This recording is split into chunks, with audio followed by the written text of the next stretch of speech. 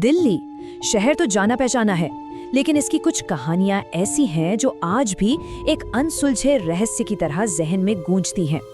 ये एक ऐसी ही घटना की दास्तान है जिसने पूरे देश को हिलाकर रख दिया था। साल था 2018। दिल्ली का बुराड़ी इलाका, और उस इलाके में एक घर, बिल्कुल आम सा, देखने में वैसा ही जैसे सड़क पर कोई भी दूसरा घर होता है। लेकिन फिर आई 1 जुलाई की सुबह। जब उस घर का दरवाजा खुला ना, तो अंदर जो मंजर था ना, उसने बड़े बड़े तजुर्बेकार पुलिस वालों की भी रूह कंपा दी। घर के अंदर एक ही परिवार के 11 लोग थे, और वो 11 के 11 एक साथ एक अजीब खौफनाक हालत में मिले। 10 लोग लोहे के ग्रिल से लटके हुए, और परिवार की जो सबसे बुजुर्ग महिला थी, उनकी लाश जमीन पर पड़ी थी। जब पुलिस अंदर दाखिल हुई तो वहां सिर्फ एक चीज थी, खामोशी।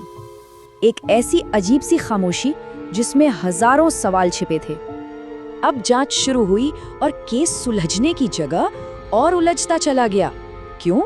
क्योंकि घर में जबरदस्ती घुसने का कोई निशान नहीं था, कोई लड़ाई झगड़े का सबूत नहीं, यहाँ तक कि दरवाजा भी अंदर से बंद था। तो सबके दिमाग में बस एक ही सवाल घूम रहा था, अगर ये कत्ल नहीं तो फिर ये था क्या?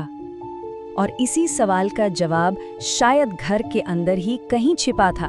पुलिस को तलाशी के दौरान कुछ डायरीज मिली, लेकिन ये कोई आम डायरीज नहीं थी। सबसे हैरान करने वाली बात तो ये थी कि घर में मौत हुई थी 11 लोगों की, और डायरीज भी ठीक 11 ही मिली। इन डायरीज के अंदर पन्ने दर पन्ने अजीबोगरीब रस्मों और रिचुअल्स का जिक्र था, बहुत डिटेल में। मतलब हर एक स्टेप, हर एक काम बिल्कुल साफ साफ लिखा था, जैसे कोई इंस्ट्रक्शन मैनुअल हो। और उन सभी पन्नों में एक नाम, एक जिक्र बार बार आ रहा था, बड़े पापा की आत्मा। इन्वेस्टिगेशन आगे बढ़ी तो पता चला कि परिवार का छोटा बेटा ललित ये दावा करता था कि उसके मर चुके पिता, जिन्हें परिवार बड़े पापा कहता था, उनकी आत्मा उससे बात करती है। और ये सारे रिचुअल्स परिवार उन्हीं के निर्देशों पर कर रहा था। जब साइकोलॉजिस्ट ने इस केस को स्टडी किया तो उन्होंने इसे कलेक्टिव डिल्यूजन डिसऑर्डर का एक बहुत ही रेयर केस बताया।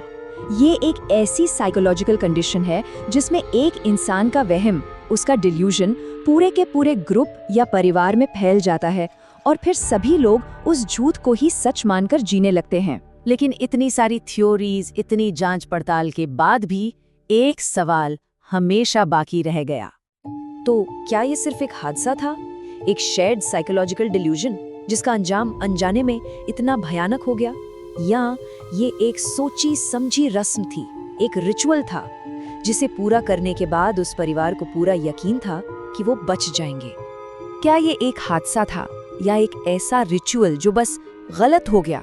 ये वो सवाल है जिसका जवाब शायद हमेशा के लिए उस घर की दीवारों में ही कैद होकर रह गया है।